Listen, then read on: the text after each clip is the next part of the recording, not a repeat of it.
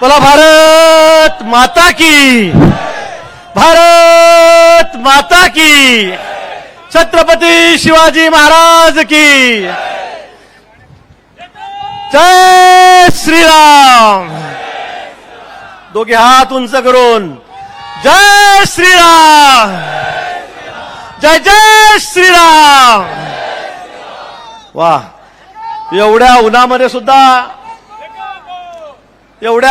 सुद्धा त्यांचा एवढा उत्साह बघून खरोखर देवेंद्रजीचं माझं या ठिकाणी बोलणं चाललं होतं। खरंच एवढ्या टेम्परेचरमध्ये, एवढ्या उन्हामध्ये, हो इकडे मध्ये सगळे लोक उभे आहेत, पण तिकडे पार अगदी शेवटपर्यंत खुर्च्यांवरील लोक बसलेले आहेत, उभे आहेत, आणि म्हणून मी सर्वांचा आधी मनापासून आभार या ठिकाणी व्यक्त करतो।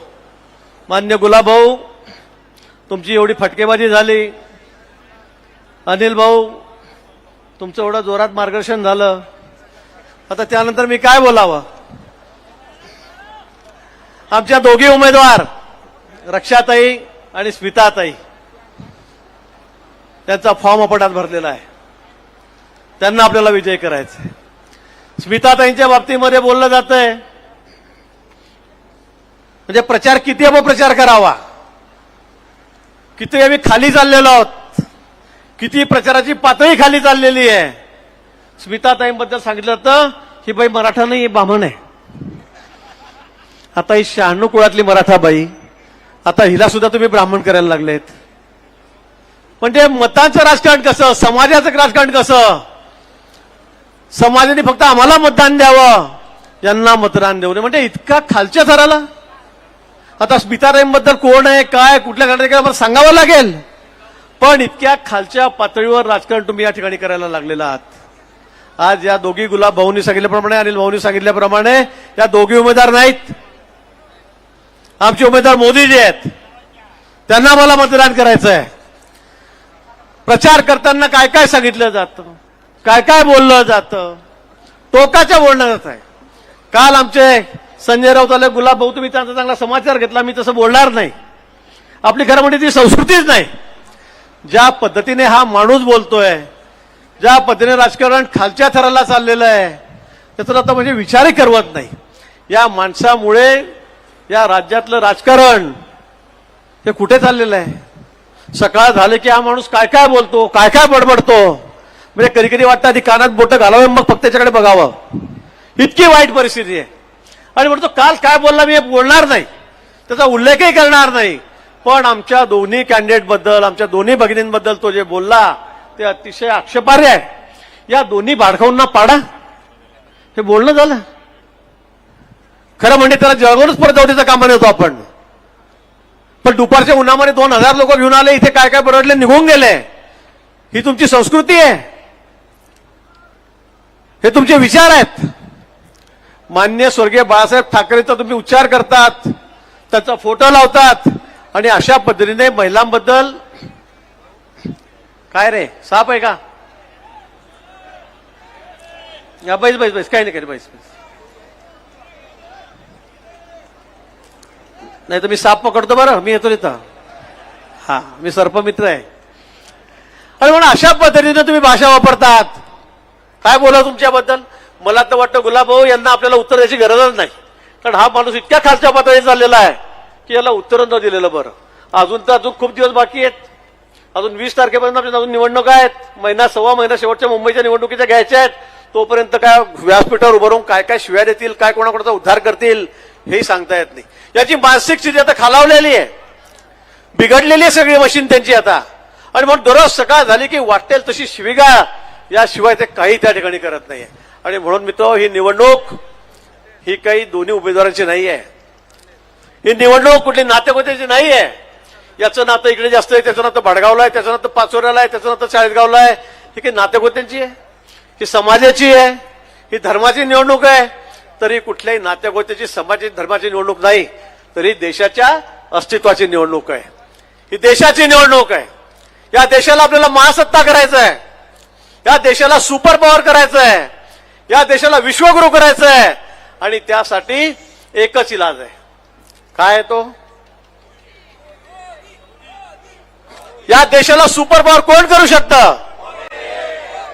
राहुल गांधी करू शकतात? उद्धव ठाकरे म्हणे पंतप्रधान होतील, आता काय डोकं फुटते माणसाच्या पुढे? संजय राऊत म्हणले परवा उद्धवजी सुद्धा पंतप्रधान होऊ शकतात. अरे बाबा, 2 खासदार तर निवडून आण, मग पंतप्रधान हो. शरद पवार पंतप्रधान होऊ शकतात, त्या देशाला सुपर पॉवर करू शकतात.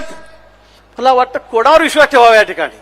आणि म्हणून जगमान्य नेतृत्व आमच्याकडे, अख्ख्या देशामध्ये एकच नेतृत्व आहे, देशमान्य नेतृत्व आमच्याकडे, आणि ते म्हणजे मोदीजी, नरेंद्र मोदी. आम्हाला यावेळेला 400 पार जागा करायच्या आहेत, स्पष्ट बहुमत आम्हाला आणायचं आहे, 2/3 मेजॉरिटी आम्हाला आणायची पार्लमेंटमध्ये, आणि त्यासाठी आमची सगळी लढाई आहे. आणि म्हणून मित्र, माझी आपल्याला विनंती आहे, भाषण मी जास्त करणार नाही, जास्त वेळ मी या ठिकाणी बोलणार नाही. मान्य देवेंद्रजींना आपल्याला ऐकायचं आहे, पुढे पुन्हा मुंबईला संध्याकाळची सभा त्यांना आहे, लवकर जायचं आहे, म्हणून मी आपला जास्त वेळ घेणार नाही. म्हणून नात्यागोत्याच्या भानगडीत पडू नका, जातीपातीच्या वादात पडू नका, सर्व सोडून फक्त देशाचा विचार करा, फक्त देशाचा विचार करा. गेल्या 10 वर्षामध्ये मोदींनी जो करिश्मा चालवला, सगळ्या जगाला भुरळ पाडली, जगामध्ये नंबर 1चं नेतृत्व कुठेही सर्वे झाला, अमेरिकेत होऊ द्या, रशियाला होऊ द्या, जपानला होऊ द्या, चायनाला होऊ द्या, एकच नाव पुढे येत आहे, आणि ते म्हणजे नरेंद्र मोदी. एकच नाव जगामध्ये. आणि म्हणून असं जगमान्य नेतृत्व, त्याला मला पंतप्रधान करायचं आहे, आणि या देशाला जगामध्ये नंबर 1 वर नेऊन पोहोचवायचं आहे, नंबर 1 वर. 10 वर्षापूर्वीचं चित्र आम्ही जर बघितलं तर छोटंसं राष्ट्र पाकिस्तान, ते सुद्धा आम्हाला दादागिरी करायचं, ते सुद्धा आम्हाला धमक्या द्यायचं. रोज टीव्हीवर, वर्तमानपत्रामध्ये पाकिस्ताननी हे केलं, पाकिस्ताननी ते केलं, पाकिस्ताननी इकडून घुसखोरी केली, आमच्या लोकांना ठार मारलं, जवानांना ठार मारलं, किती बातम्या यायच्या. आणि या 10 वर्षामध्ये पंतप्रधान मोदीजी झालेत. आज पाकिस्तानची परिस्थिती काय? पाकिस्तानचं नाव तुम्ही ऐकताय का कुठे टीव्हीवर? आता वर्तमानपत्र वाचतात का? पाकिस्तानचं नामो निशाणच जगाच्या नकाशावरून नाही होत चाललेला मित्र. कोणीच त्यांच्याकडे बघत नाही, आमच्याकडे वाकड्या नजरेने बघण्याची कोणाची हिंमत नाहीये.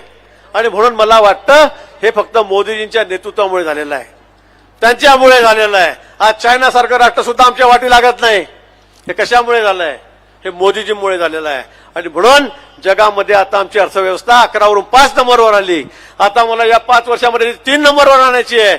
आणि येत्या 47 पर्यंत म्हणजे जेव्हा मला 100 वर्ष पूर्ण होतील, त्यावेळेला हा भारत देश हा जगामध्ये सुपर पॉवर 1 नंबरचा देश झालेला आपल्याला बघायला मिळेल, 1 नंबरचा.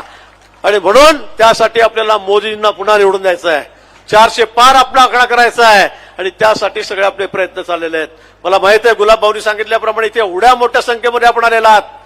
मला वाटतं राज्यामध्ये एवढी संख्या एवढ्या उन्हामध्ये कुठे नसेल, कोणत्याही लोकसभा मतदारसंघामध्ये नसेल. एवढ्या मोठ्या संख्येमध्ये तुम्ही भर दुपारी 12 वाजेपासून तर 5 वाजेपर्यंत या ठिकाणी बसलेला आहात, रस्त्याने फिरतात. आणि म्हणून आपण आजपासून प्रयत्न करायचे आहेत.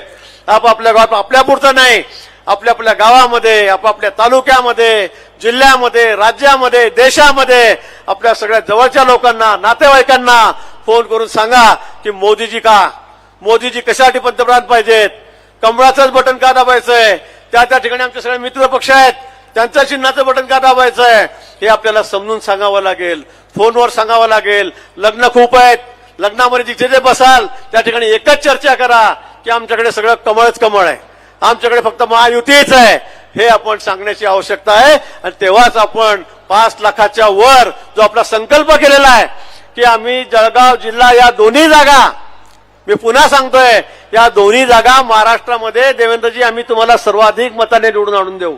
सर्वाधिक मतांनी द्यायचे आहेत की नाही? 5 लाखाच्या वर. गेल्या वेळी आम्ही 4 लाखाच्या वर उच्चांक आम्ही गाठलेला होता, त्यावेळेला आमचं मताधिक्य 4 लाखाच्या वर दोन्ही जागेचं होतं. या वेळेला आम्ही 5 लाखांच्या वर मताधिक्य तुम्हाला त्या ठिकाणी देऊ. आणि आमच्या दोघी भगिनींना, रक्षाताईंना, स्मिताताईंना पार्लमेंटमध्ये मोदींचे हात बळकटण्यासाठी या ठिकाणी पाठवू, एवढा संकल्प मी या ठिकाणी करतो. मोदी आपल्या देवेंद्रजींना शब्द देतो आपल्या सर्वांच्या वतीने आणि थांबतो. जय हिंद, जय महाराष्ट्र. धन्यवाद भाऊ. यानंतर